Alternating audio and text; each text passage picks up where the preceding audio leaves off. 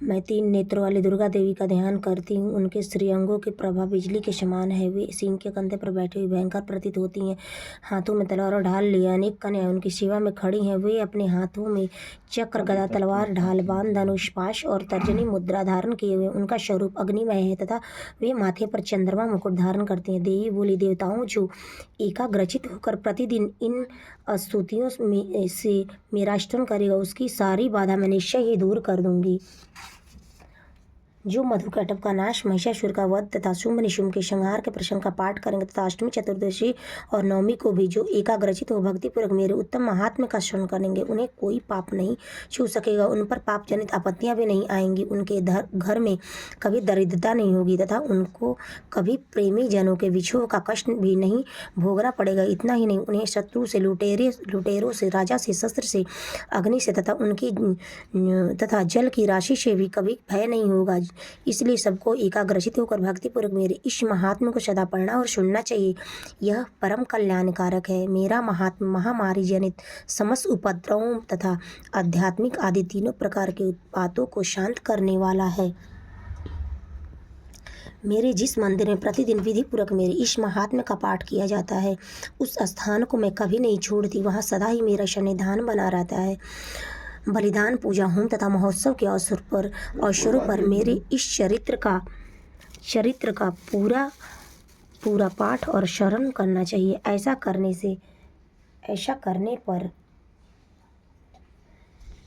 मनुष्य विधि को जानकर या बिना जाने भी मेरे लिए जो बलि, पूजा या होम आदि करेगा, उसे मैं बड़ी प्रसन्नता के साथ ग्रहण करूंगी।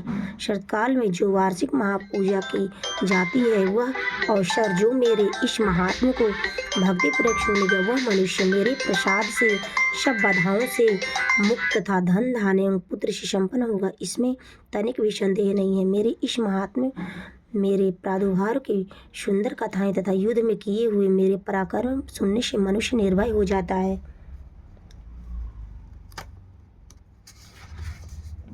मेरे महात्म्य का श्रवण करने वाले पुरुषों के शत्रु नष्ट हो जाते हैं। उन्हें कल्याण की प्राप्ति होती है तथा उनका कुल आनंदित रहता है। सर्वत्र शांति, कर्म में पूरे स्वप्न दिखाई देने पर तथा ग्रह जनित भयंकर पीड़ा उपस्थित होने पर मेरा महात्म्य श्रवण करना चाहिए। इससे सब विघ्न तथा भयंकर ग्रह पीड़ाएं शांत हो जाती हैं और मनुष्यों द्वारा देखा हुआ दुख स्वप्न शुभ स्वप्न में परिवर्तित हो जाता है।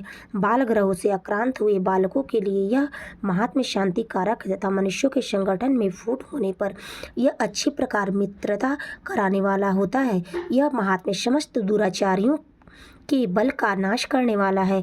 इसके पाठ मात्र से राक्षसों, भूतों और पिशाचों का नाश हो जाता है। मेरा यह सब महात्म्य मेरे समीपों की प्राप्ति कराने वाला है। पशु, पुष्प, आदि, धूप, दीप, गंध आदि उत्तम सामग्रियों द्वारा पूजन करने से, ब्राह्मणों को भोजन कराने से, होम करने से, प्रतिदिन अभिषेक करने से, नाना प्रकार के अन्य भोगों का अर्पण करने से तथा दान देने से आदि से 1 वर्ष तक जो मेरी आराधना की जाती है और उससे मुझे जितनी प्रसन्नता होती है, उतनी प्रसन्नता मेरे इस उत्तम चरित्र का एक बार श्रवण करने मात्र से हो जाती है। यह महात्म्य श्रवण करने पर चरित्र का पापों को हर लेता है और आरोग्य प्रदान करता है। मेरे प्रादुर्भाव का कीर्तन समस्त भूतों से रक्षा करता है तथा मेरा युद्ध विषयक चरित्र दुष्ट दैत्यों का संहार करने वाला है। इसके श्रवण करने पर मनुष्यों को शत्रु का भय नहीं रहता। देवताओं, तुमने और ब्रह्मर्षियों ने जो मेरी स्तुतियाँ की है तथा ब्रह्मा जी ने जो स्तुतियाँ की हैं, वे सभी कल्याणमयी बुद्धि प्रदान करती है। वन में, सोने मार्ग में अथवा दवानल से घिर जाने पर, निर्जन स्थान में, लुटेरों के दाव में पड़ जाने पर, शत्रुओं से पकड़े जाने पर अथवा जंगल में सिंह, व्याघ्र या जंगली हाथियों के पीछा करने पर, कुपित राजा के आदेश से वध या बंधन के स्थान में ले जाए जाने पर अथवा महासागर में नाव पर बैठने के बाद भारी तूफान से नाव के डगमग होने पर और अत्यंत भयंकर युद्ध में शस्त्रों का प्रहार होने पर अथवा वेदना से पीड़ित होने पर कि बहुना सभी भयानक बाधाओं के उपस्थित होने पर जो मेरे इस चरित्र का स्मरण करता है, वह मनुष्य संकट से मुक्त हो जाता है। मेरे प्रभाव से सिंह आदि हिंसक जंतु नष्ट हो जाते हैं तथा लुटेरे और शत्रु भी मेरे चरित्र का स्मरण करने वाले पुरुष से दूर भागते हैं। ऋषि कहते हैं, यूँ कहकर प्रचंड पराक्रम वाली भगवती चंडिका सब देवताओं के देखते देखते वहीं अंतर्ध्यान हो गई। फिर समस्त देवता भी शत्रुओं के मारे जाने से निर्भय हो पहले की भांति यज्ञ भाग का उपभोग करते हुए अपने अपने अधिकार का पालन करने लगे। संसार का विध्वंस करने वाले महाभयंकर अतुल पराक्रमी देव शत्रु शुंभ तथा महाबली निशुंभ के युद्ध में देवी द्वारा मारे जाने पर शेष दैत्य पाताल लोक में चले गए आए। राजन, इस प्रकार भगवती अंबिका देवी नित्य होती हुई भी पुनः पुनः प्रकट होकर जगत की रक्षा करती हैं। वे ही इस विश्व को मोहित करती हैं, वे ही जगत को जन्म देती हैं तथा वे ही प्रार्थना करने पर संतुष्ट हो विज्ञान एवं समृद्धि प्रदान करती हैं।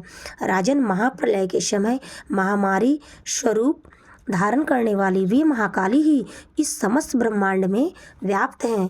वे ही समय समय पर महामारी होती और वे ही स्वयं अजन्मा होती हुई भी सृष्टि के रूप में प्रकट होती हैं।